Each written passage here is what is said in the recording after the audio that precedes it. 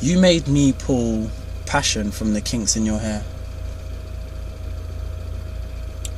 and run whispers through the ringlets of a life that we could share,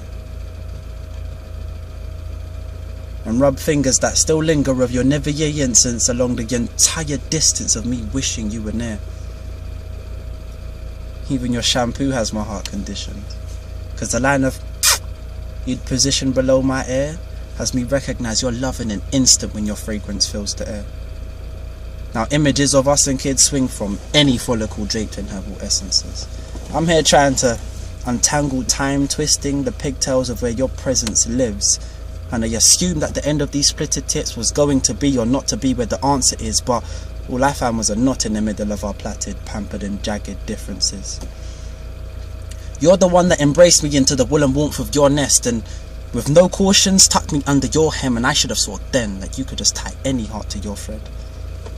But I was frayed and seamless at the bottom, where I spun cotton over all of my problems and then wove them goodbye, 'cause you swore on your life you would be my cushions. Now maggots grow from them like food gone rotten. But resentment can only breed on a fabric that love once had a spot on. So make your bed carefully, 'cause I remember it started out us pillow fighting cheerfully, me braiding your hairs carefully, whispering forever sparingly, and we would bust joke and barely sleep, you know, six-pack cackling and could barely breathe, and then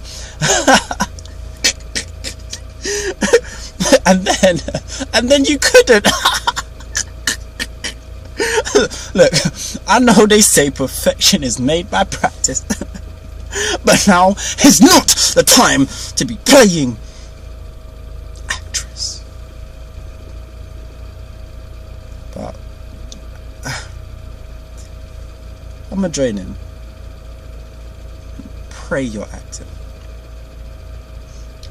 'cause I thought we were tight, maybe even so tight, but you let go of the ribbons you say kept you imprisoned in a box full of present conditions, with bereavement in your chest and all the distress trapped between four corners of phlegm.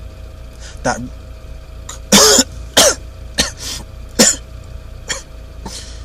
coughing I now recollect could have meant you were struggling to let the absence of your dad decongest. I know you always wanted to join him in heaven, see, so they say it happened inherently, but Grace,